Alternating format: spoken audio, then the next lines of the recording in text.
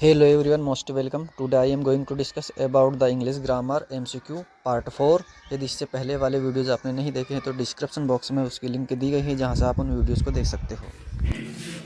29 sentence है। I buy that mobile if I had money. I buy that mobile, मैं यह mobile खरीदता। If I had money, यदि मेरे पास पैसा होता तो मैं यह मोबाइल खरीदता। देखिए यहाँ पर वुड और वुड हैव दो मॉडल वर्ब दिए। तो वुड, यहाँ पर विल की सेकंड फॉर्म होती है वुड, WILL विल, और विल की सेकंड फॉर्म होती है वुड। और यहाँ पर विल हैव की सेकंड फॉर्म है वुड हैव। ठीक है, तो ये हैव आता है ना, तो उसके साथ वर्ब की थर्ड फॉर्म आती है, ध्यान रखना। जैसे हैव प्रेजेंट परफेक्ट टेंस की हेल्पिंग वर्ब में आती है, हेल्पिंग वर्ब हैज है, वो प्रेजेंट परफेक्ट टेंस उसकी थर्ड फॉर्म यूज होती है ना।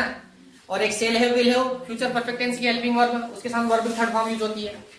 तो ये हैव से पता चल रहा है कि थर्ड फॉर्म आना चाहिए वुड हैव के साथ।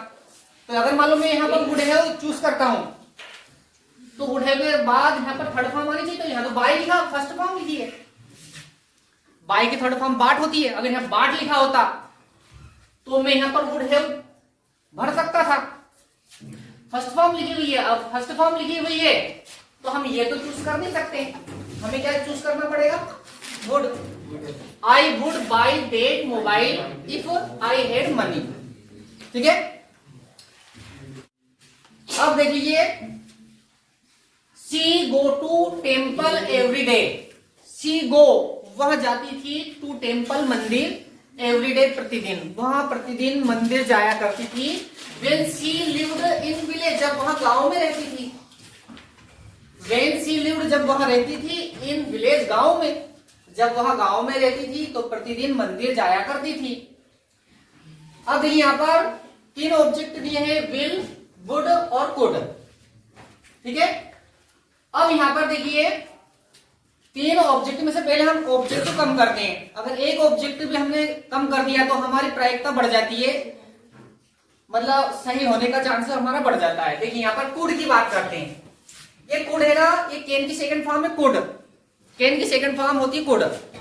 हमने मॉडल वर्ब के बारे में बात करी थी, कैन और कुड, मे और माइट, है ना, याद आ रहा है? कैन और कुड, मे और माइट। तो कैन एबिलिटी के लिए यूज होता है, किसी काम को करने की अगर उस एबिलिटी होती है व्यक्ति के अंदर। जैसे आई कैन स्पीक इंग्लिश, मैं इंग्लिश बोल सकता हूं। I can lift 50 kg weight, मैं 50 किलो वजन उठा सकता हूं। तो ऐसी किसी काम को करने की अगर एबिलिटी हो तो उसमें कैन का प्रयोग होता है। तो यहां पर देखिए, she go to temple every day, वह प्रतिदिन मंदिर जाया करती थी। When she lived in village, जब वह गांव में रहती थी। तो यहाँ पर कोई एबिलिटी वाली बात तो हुई नहीं, तो यहाँ पर ये कुड का इस्तेमाल तो होगा नहीं। अब हमारे पास ऑप्शन बचते हैं दो, विल और वुड। ये विल फर्स्ट फॉर्म, ये सेकंड फॉर्म है ना। ये विल फर्स्ट फॉर्म है, ये उसकी सेकंड फॉर्म है। फर्स्ट फॉर्म सेकंड फॉर्म, हमने तरीका बता दिया आपको। दो सेंटेंस दिए जाए तो आगे वाला सेंटेंस प्रेजेंट में होगा तो बाद वाला सेंटेंस भी प्रेजेंट में, आगे वाला सेंटेंस पास्ट में होगा तो बाद वाला सेंटेंस भी पास्ट में, है ना। और पास्ट मतलब पास्ट फॉर्म मतलब सेकंड फॉर्म। तो हम सेंटेंस को चेक कर लेते हैं। तो यहाँ पर देखिए दो सेंटेंस दिए, वेन लगा हुआ है यहाँ पर, है ना। वेन के आगे वाला सेंटेंस मतलब कामा लगा हुआ है, एक सेंटेंस इधर है, एक सेंटेंस इधर है। यहाँ पर सेकंड फॉर्म लगेंगे, देखिए लिव्ड की second form lived, second form इधर सेकंड फॉर्म तो इधर भी सेकंड फॉर्म आना चाहिए, सेकंड फॉर्म। अगर इधर फर्स्ट फॉर्म होती तो इधर फर्स्ट फॉर्म। दोनों सेंटेंस आगे वाले सेंटेंस में रिक्त स्थान दिया गया हो तो बाद वाले सेंटेंस से चेक कर लो उसको, और बाद वाले सेंटेंस में रिक्त स्थान दिया गया तो आगे वाले सेंटेंस से चेक कर लो। हमने आपको बताया था कि अगर helping verb is are am मिल जाए आगे वाले सेंटेंस में तो बाद वाले सेंटेंस में वर्ब की फर्स्ट फॉर्म चूज करते हैं। आगे वाला सेंटेंस अगर पास्ट टेंस का हो, उसमें वाज और वर्ब मिले तो हम वर्ब की सेकंड फॉर्म चूज करते हैं, है ना, ऐसा बताया था। और तो ये प्रेजेंट टेंस है, ये पास्ट टेंस हो गया। अब यहां पर क्या है, सेकंड फॉर्म है तो हम लोग पास्ट टेंस है, कौन सी फॉर्म है, सेकंड फॉर्म। तो इधर वाज वर्ब, तो वाज वर्ब हेल्पिंग वर्ब के रूप में ऑप्शन में थोड़ी दी गई, हमारे पास कोई हेल्पिंग वर्ब तो है नहीं। तो इधर सेकंड फॉर्म तो उधर भी सेकंड फॉर्म, वर्ब की फॉर्म दी हुई है तो ये सेकंड फॉर्म, विल की सेकंड फॉर्म वुड लिखेंगे यहाँ पर। समझ में आ गई बात? तो मतलब कहने का मतलब अगर मान लो इधर सेकंड फॉर्म तो इधर भी सेकंड फॉर्म आने के चांसेस होते हैं, दोनों साइडों पे सेकंड फॉर्म हो जाती है, उधर का पास्ट इधर का भी past. He wanted to an engineer become becomes becoming. Become का मतलब होता बनना, बिकम्स का मतलब भी बनना, उसमें एस लगा हुआ है, प्रेजेंट इंडेफिनिट टेंस में इसे जोड़ते हैं, पहले टेंस में वो एस लगा के बताया उन्होंने यहाँ पर। ये आईएनजी फॉर्म और आईएनजी का पता है आपको कौन कौन से टेंस में आईएनजी यूज होता है? Present continuous, present perfect continuous, past continuous, past perfect continuous, future continuous, future perfect continuous, 6 tense में आईएनजी यूज होता है।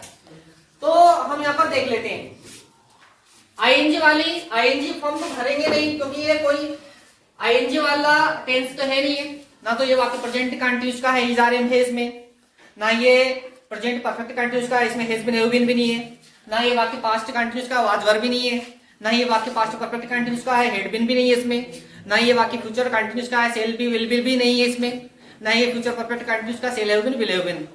तो आईएनजी वाली फॉर्म तो यार इसमें चूज होगी नहीं। अब हमारे पास दो फॉर्म बचती है, बिकम और बिकम्स, दोनों में से एक चूज करना, एक एस वाली और एक बिना एस वाली। तो एस वाली फॉर्म कब भरते हैं? पहले टेंस में, पहले टेंस में एस वाली फॉर्म भरते हैं, किस किस के साथ भरते हैं? ही, सी, इट, नेम, ये 4 सब्जेक्ट के साथ क्या लगाते हैं? वर्ब की फर्स्ट फॉर्म में एस या ईएस। कौन से टेंस में होता है? पहले टेंस में। टेंस का चार्ट है, उसको कभी खोल के देख लेना, गलती से भी खुल जाए तो देख लेना उसमें, है ना। तो प्रेजेंट इंडेफिनिट टेंस में वर्ब की फर्स्ट फॉर्म में ये जोड़ते हैं, तो देख लेते हैं ये बाकी प्रेजेंट इंडेफिनिट का है क्या? नहीं, सेकंड फॉर्म लगी है, वांटेड की सेकंड फॉर्म वांटेड लगी हुई है। कौन सी फॉर्म लगी है?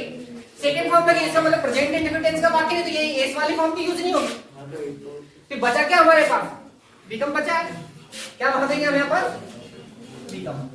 समझ में आ गई? He wanted to become an engineer, वो इंजीनियर बनना चाहता था। नेक्स्ट सेंटेंस है my father is a teacher, मेरे पिताजी टीचर है। कौन से टीचर है? Retired teacher, retiring teacher, retired teacher. Retired teacher होता है, ये कुछ ये नहीं होता कुछ भी, है ना। My father is a retired teacher, retired होता है, रिटायरिंग और रिटायर भी कुछ नहीं होता है, तो सही आंसर क्या जाएगा यहाँ पर? रिटायर्ड। मेरे पिताजी रिटायर्ड टीचर हैं। ही अवॉइड्स टू स्ट्रेंजर्स, टाक दो टाकिंग। ही अवॉइड्स वह बचता है, टू स्ट्रेंजर्स अजनबी से। टाक मतलब बात करने से, टाक उसकी सेकंड फॉर्म में और ये आईएनजी वाली फॉर्म में, ठीक है। वह बचता है बात करने से, किससे बात करने से? स्ट्रेंजर्स, जो अजनबी होते हैं वह उनसे बात करने से बचता है।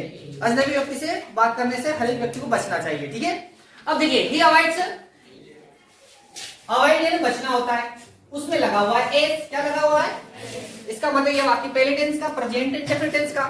अवॉइड, अवॉइड मतलब बचना, पहले टेंस का वाक्य है, ठीक है। अब मैं मान लो ये वर्ब की फर्स्ट फॉर्म भरता हूं, ये वाली फॉर्म देख लीजिए। अगर मान लो मैं टाक लिख देता हूं, क्या लिख देता हूं? टाक, तो ये भी वर्ब और ये भी वर्ब, दो वर्ब एक साथ आएगी क्या? दोनों के बीच में कुछ ना कुछ दीवार तो होना चाहिए, टू होना चाहिए जरूर, है ना। एक दीवार दोनों के बीच में होना चाहिए, ऑफ होना चाहिए, इस टाइप से। दो वर्ब एक साथ कभी भी नहीं आती, इसका मतलब वो है नहीं, तो इसका मतलब टाक तो यूज होगा नहीं यहाँ पर। एक विकल्प हमारे पास कम हो गया, बचा हमारे पास दो, टाक दो टाकिंग, है ना। अब ये यहाँ पर सेकंड फॉर्म है, कौन सी फॉर्म है ये?